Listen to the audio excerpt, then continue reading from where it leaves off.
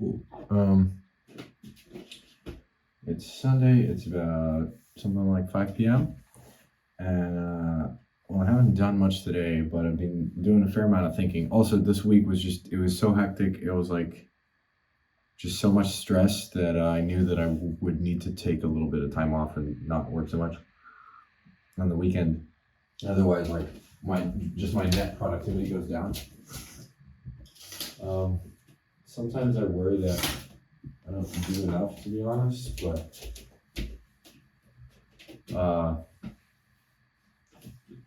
yeah. Anyway, I've been thinking a lot about I'm headed to London on Tuesday. I'm very much looking forward to that because I'm visiting a couple of friends and also having some meetings hopefully.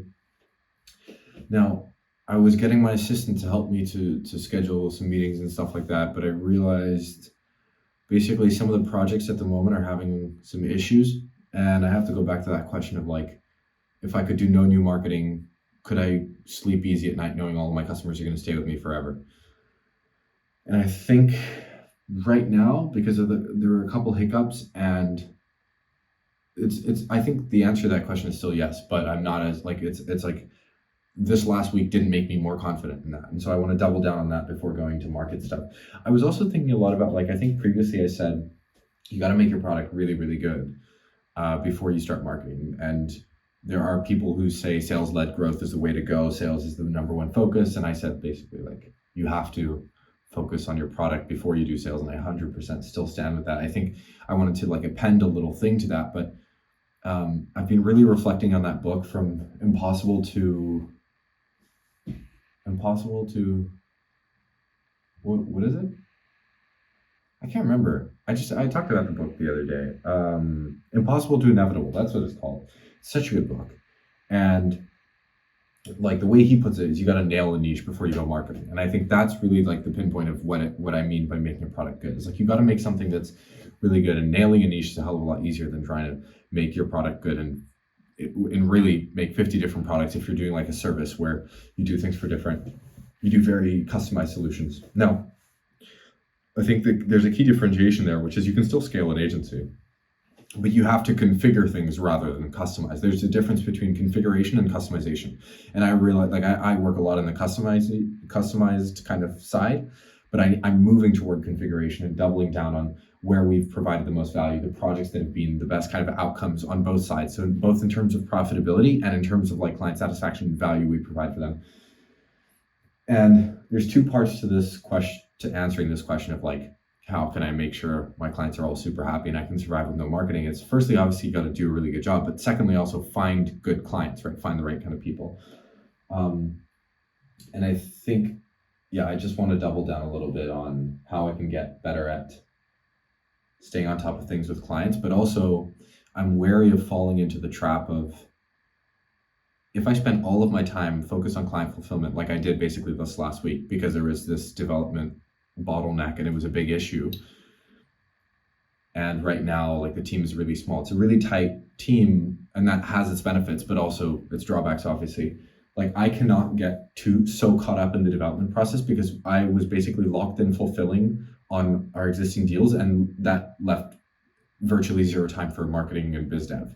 And I want to be able to say yes to that question of like, could I sleep easy at night knowing they're not going to leave me? I have to be able to say yes to that, but also still have breathing room for expansion, because otherwise, especially in my line of work, like, you may have deals which are only for a finite amount of time because that's all they need. Like, you don't need necessarily a full development team forever. And maybe I can get clients to maintenance retainers, but those themselves aren't going to necessarily sustain everything. And they're certainly not going to make the business kind of the profitability that I want and stuff like that, and the growth.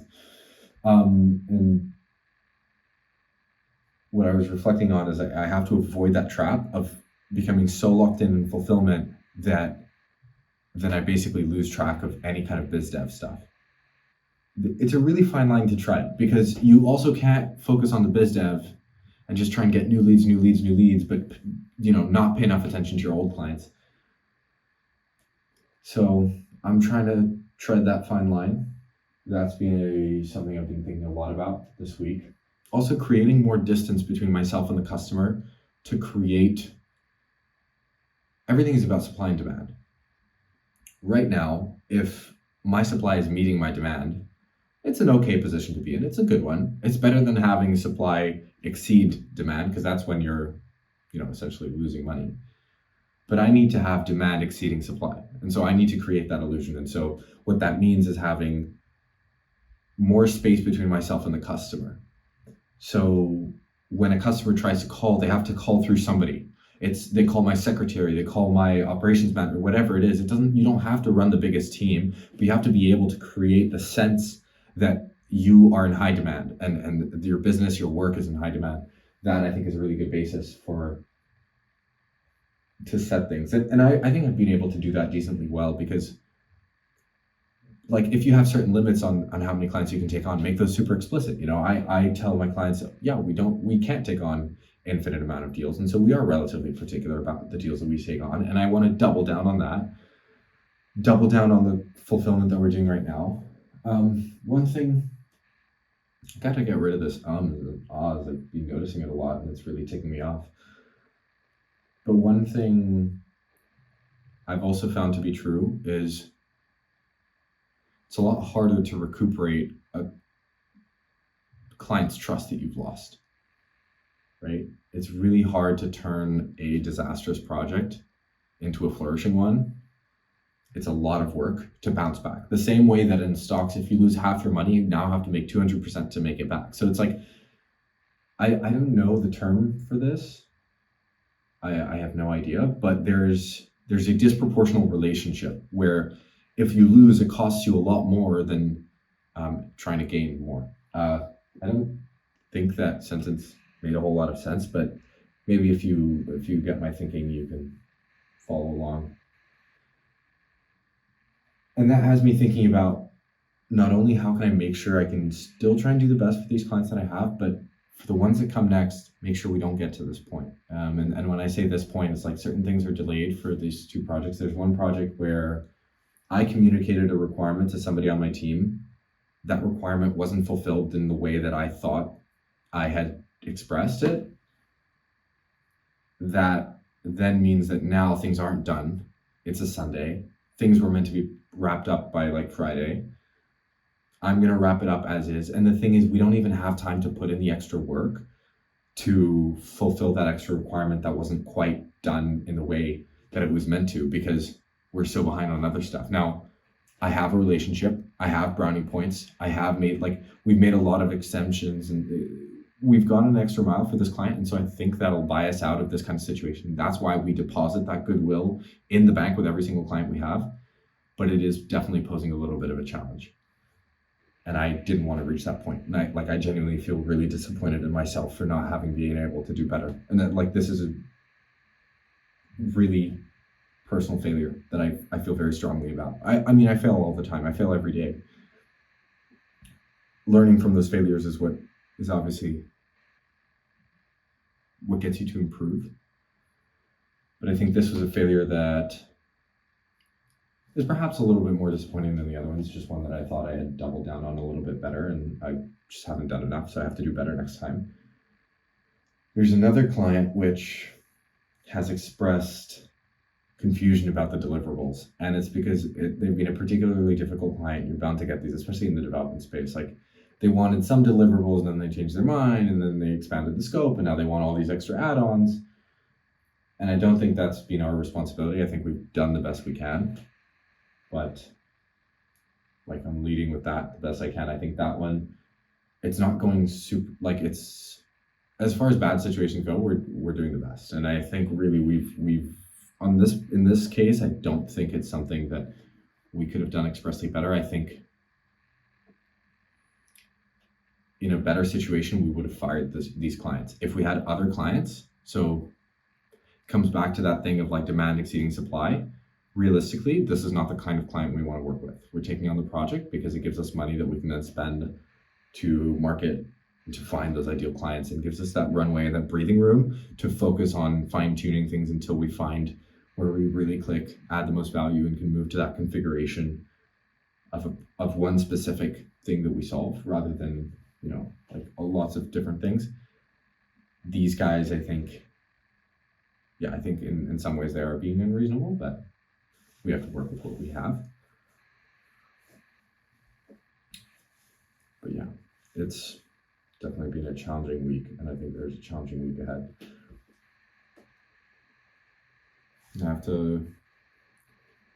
One of the big questions I'm asking myself is, right now, I think the only person on the team who's constantly asking, how can I make this better for the client, is me. And that requires a lot of my attention and energy of just putting in ideas, stuff like that. I need somebody who I can trust to take a little bit off my hands, not everything, but just a little bit. I think that'll make a world of difference, because I can't be, especially as we grow in size, I can't be juggling so many projects and fulfillment, and there's lots of these little things that I have to do. So I'm considering hiring some project management stuff as well. Specifically, this one guy who I know personally, and we're friends, and I think he might have what it takes, but I'm not 100% sure. I want to have a chat with him. I want to see what he wants as well. And one of the most key considerations I ask people when hiring is, what do they actually want? And it's a bit of a hard one because, I don't know. Obviously, they want something. They want a job from me most of the time. And so I don't know how candid their answers are. That is the challenge, because you don't know if somebody's telling you the truth or just trying to say what you want to hear.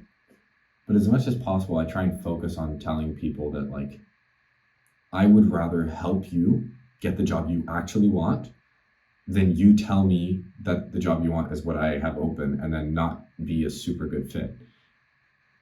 We're a small team. That means every single team member has a really high degree of responsibility, and I want to keep that in the culture. And so we need people who are working their dream jobs. That gets them to work a lot harder. And so they produce a lot more, and everybody enjoys it a hell of a lot more. There's nothing that high performers hate more than working with low performers. And so I want to keep a team of really high performers, and that means finding people who want to be there. So I have to figure out if I can find somebody who wants to do that kind of management. I'm not sure it's an easy role to hire for. I think it's quite a challenging one, because it requires a degree of people skills, also a degree of just willingness to deal with people who are upset sometimes. I don't know what kind of, let's say I'm hiring developers. There are people who are engineers and they just love that puzzle of engineering, and they love doing that. That is something that's actually relatively easier to find. The people stuff, I don't know if that's so much the case. I have to find somebody with a lot of people skills who likes doing that, but who's also willing to put up with the guys who sometimes aren't so nice and aren't so forgiving. This is in terms of clients and stuff like that. But yeah, this is definitely one of the more challenging things I've felt in a while, because I have, on the one hand, these people that I want to hire so I can get out of my own way in terms of fulfillment and try and get it off my hands, because otherwise I'm spending too much time, and being so stretched in terms of capacity is not a good thing, because it just takes one little thing to come out of place and we're really scrambling. That's what happened last week. So I need that spare capacity, but at the same time, once one or two deals move into maintenance, they're a lot less profitable, and we need other things to come in play. So I have to make sure that I'm also still out there, still having conversations, opening conversations for new deals, things like that. This also has to be happening, especially for the goals that I want to hit. But I can never give up on that. Client fulfillment has to be number one. Like, it has to be the best thing, and it has to have people shouting off their rooftops, these guys are the best. And I feel this past week hasn't been enough of that, and I want to double down on that and see how else can we do better. So that's something I'm thinking about. For the time being, I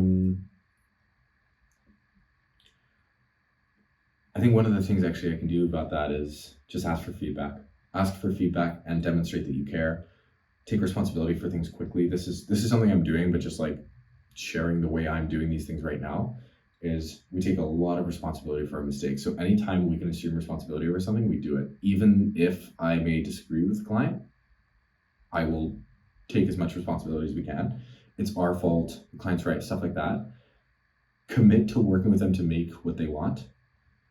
and try and show up and go the extra mile. So that means maybe working on weekends or applying a little bit faster, doing that little extra favor that they mentioned that could be useful, but whatever.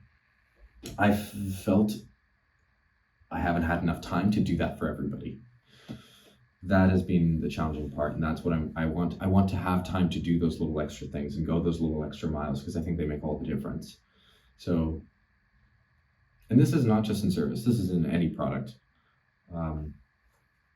I think going that extra mile, that extra detail is what sets you apart. I like to ask this question: who's the fastest runner in the world? Everybody says Usain Bolt.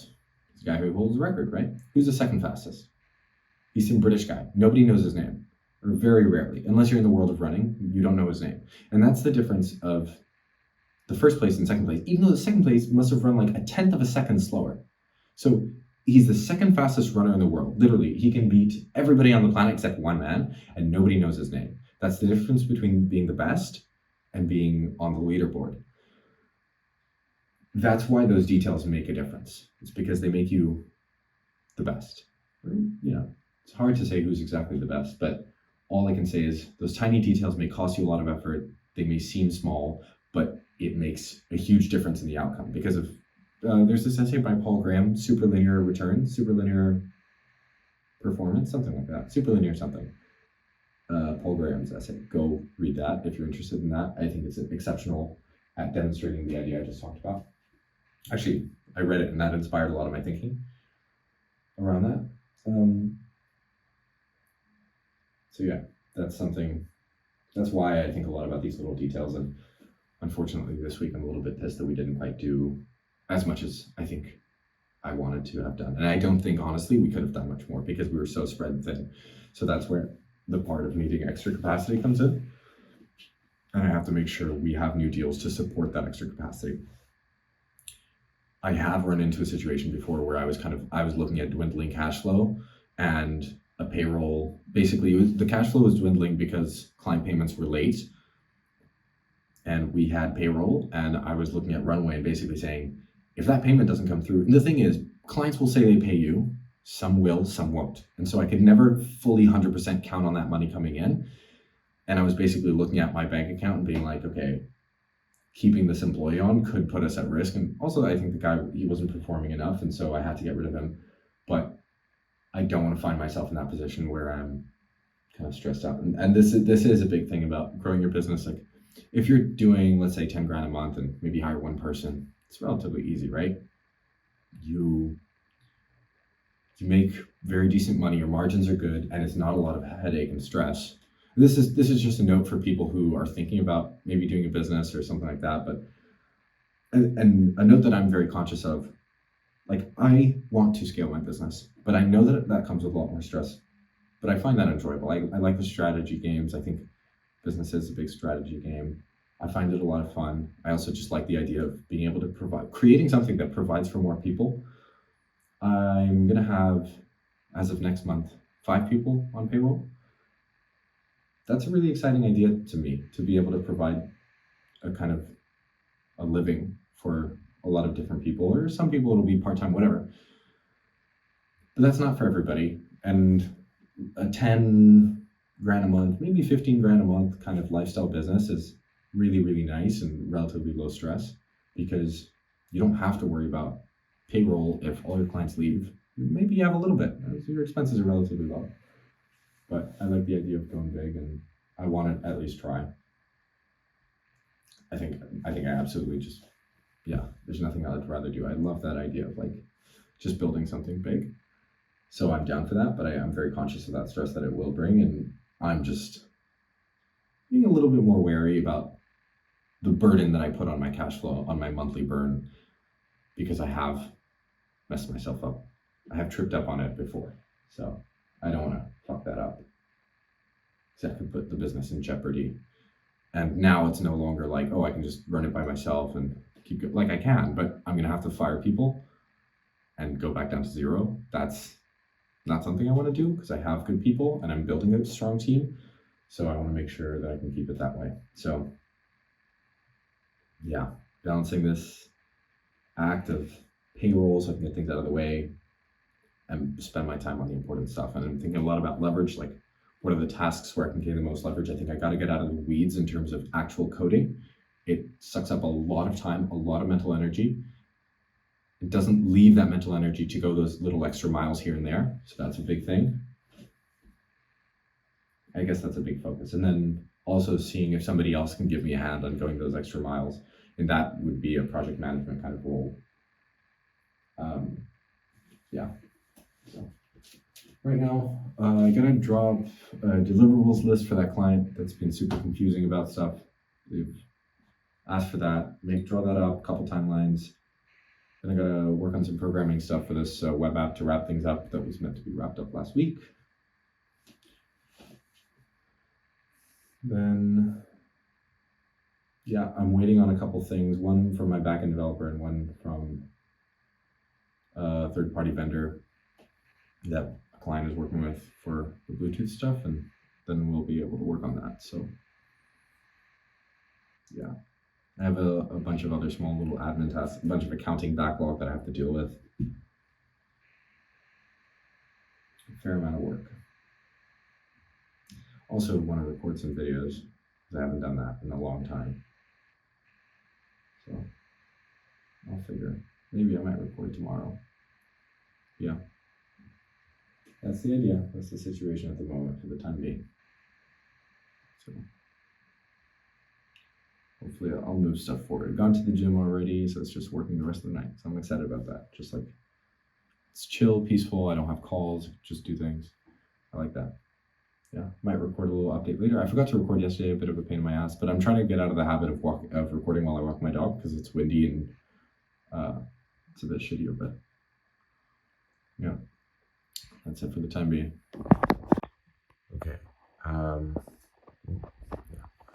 I was just having a conversation. Well, I just did up a deliverables doc for a client, and okay, I've been thinking a lot about a lot of stuff, a lot of reflections that are going through my head. It's like 3:40 in the morning. I wanted to sleep way earlier. I gotta be up tomorrow by like 8 a.m. All to do with this extra work. There's a couple things that happened. Firstly, there was a requirement which wasn't quite met, and that's messing things up. And this is an internal miscommunication thing. That 100% on me. Then there's this client that's changing scope like they change clothes, and I think I'm feeling some frustration, but I realize I'm just playing the stakeholder management game. And that frustration, like it needs to dissipate very quickly for me to manage the situation better. And firstly, that's a very centering thought. It helps me. And this is the part where stuff like meditation comes in and can help you go a pretty long way, because maybe meditation gives you a pretty small performance boost on a day-to-day basis, but bear in mind, I'm saying this as somebody who doesn't meditate regularly. I used to have the habit sometimes, then I didn't, whatever.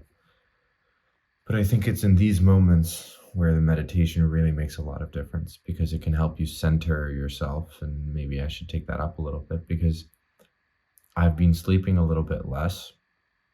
I have to be up tomorrow at 8, so I'm going to be, a little bit extra sleep deprived. That extra sleep deprivation makes you a lot more prone to negative emotions. So getting more sleep is not just about health, but like your emotional state is also just in general a lot more vulnerable. You're much more likely to feel anger, sorrow, disappointment, depression, stuff like that, a lot more in a much more amplified way if you're more tired than if you've been sleeping properly. But that amplification of emotions doesn't happen to the positive one. So it's just a kind of net negative. And I'm quite sensitive to that, because I learned that some years ago, and I observed it in myself, where like small things would tick me off just so much more when I was tired. And so I'm also very aware of that. It's like, okay, my sleep schedule has been a little rough the past couple of ways. It's the lots of work paired with the going to London. Like, I'm looking forward to that. I let myself get a little bit caught up in my anxiety to do things, and so that hurt my sleep a little bit. And I'm feeling that, plus the kind of maybe like I think practices like meditation that just center you really help deal with this kind of stuff. Yeah, and effectively a bunch of stuff that I wanted to get done before London's not going to be done, and I'm just facing that reality. It's not ideal. There's a lot of stuff going on. It's a little bit frustrating, but nonetheless, it's what it is.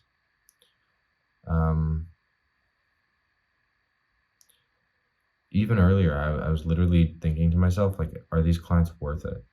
They're not paying me the best, especially relative to the work that they're demanding. And like, it's not a bad practice to fire bad clients, because you basically want to make your customers as happy as possible. If you try and serve a customer who's not ideal for you, you're both going to be more unhappy, right? Because you can't do as good a job as you want. They're not as happy, whatever.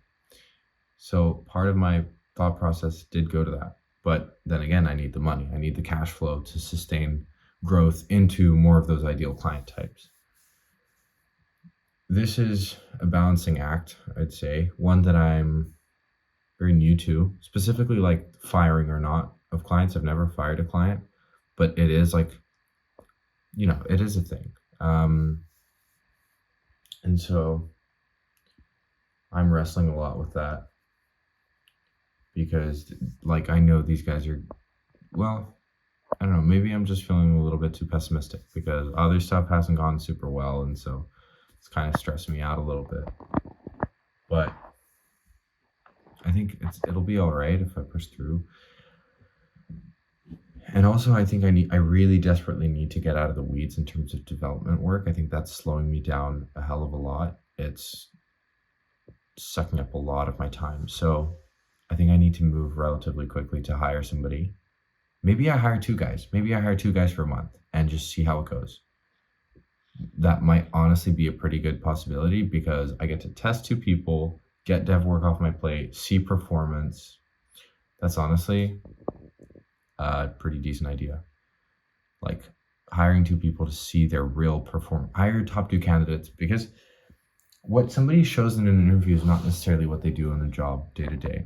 This is speaking from experience. And so, yeah, my payroll might be a little hefty for a month, but if it gets me out of the weeds, if it gets me a little bit ahead, if it gets me breathing room that I need, also, if it gets me breathing room enough that I can then go close another deal, that's amazing.